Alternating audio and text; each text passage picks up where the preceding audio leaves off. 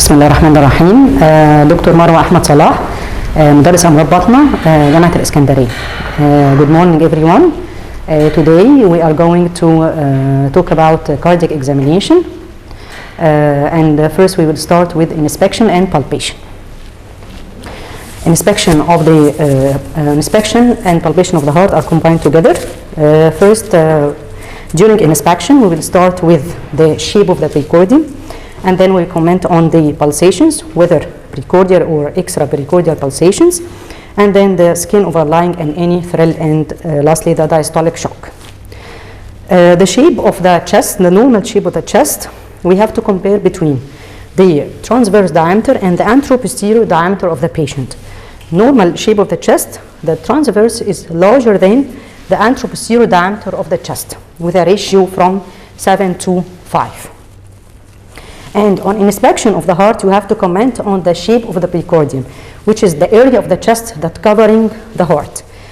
So you go for, at the foot of the bed, and you lie down tangentially to see any bulge in the precordium. Normally there is no bulge in the precordium. If there is any precordial bulge, this indicates a cardiomegaly, especially occurring during childhood. Number two, the skin overlying, you comment for any scar or previous operations, stria, dilated veins, and lastly the presence of gynecomastia.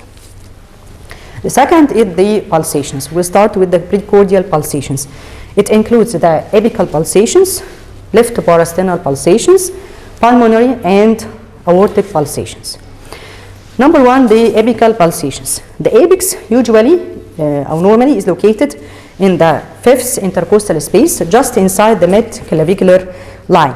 How to examine the apical pulsations? You look for the outermost and lowermost visible pulsations, and then you put the palm of your hand to feel the pulsations. If you cannot feel the pulsations, you ask the patient to turn on his left lateral position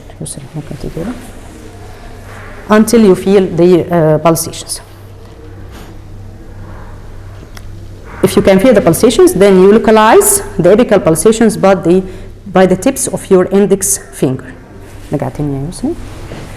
If you cannot feel the apical pulsations, it may occur in obese patients, patients with hyperinflated chest and COPD, also when the apex is located behind a rib, or in cases of dextrocardia.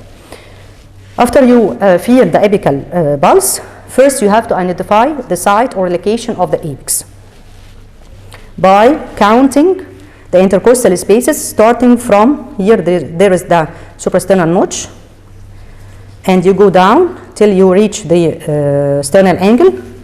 The line just opposite to the sternal angle is the second intercostal space, and you count down third intercostal space, fourth and fifth intercostal space. Number two, if the apex is shifted away from its normal side, you have to comment on the type of the apex. If it's shifted outward and downward, this is a strong apex, this is a left ventricular apex, and if it's shifted only outward, this is a right ventricular apex.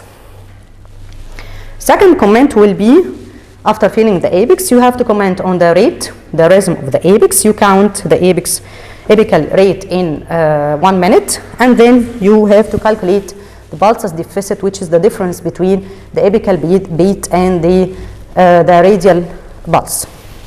Number two, the rhythm, which is regular or irregular. Number three, you comment on the force and duration of the apex. Usually it's average force and average duration.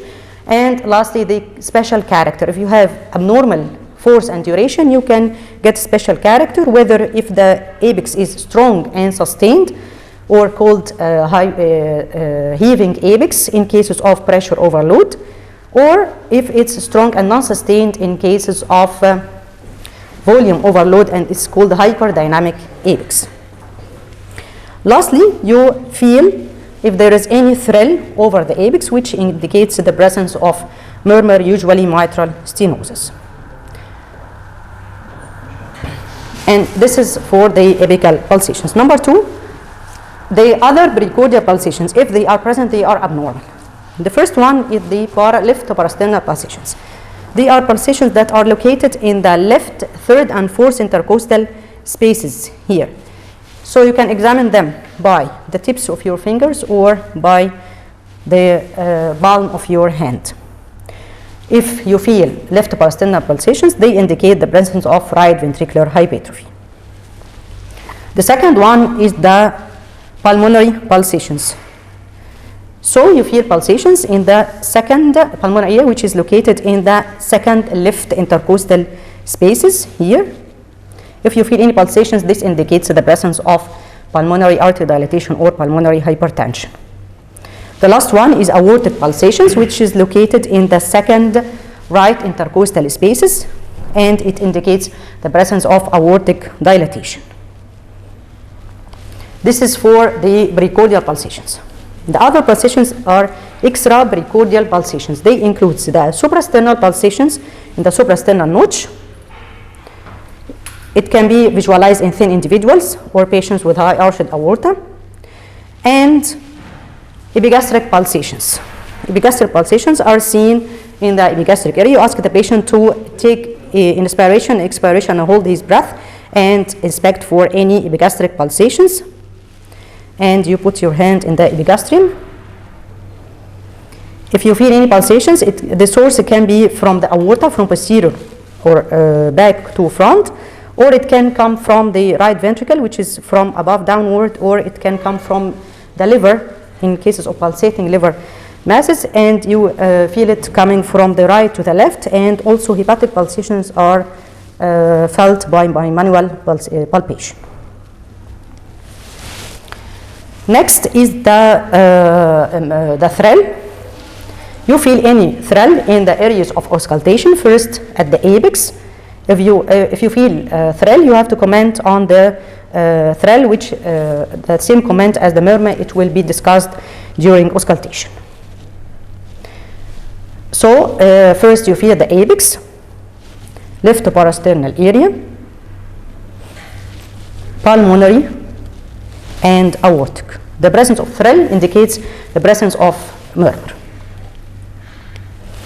Lastly, the diastolic shock. Diastolic shock means the presence of palpable S2 or palpable second heart sound. It's present in cases of pulmonary hypertension. And how you examine it, you ask the patient to sit down and leaning forward, and then ask the patient to take deep inspiration, expiration, and hold his breath.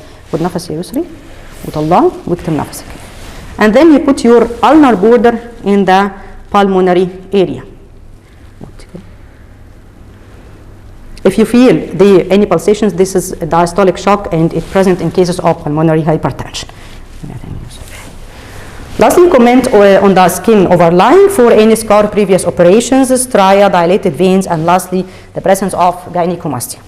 And this is for inspection and palpation. Thank you for watching, and wish you all the best, inshallah.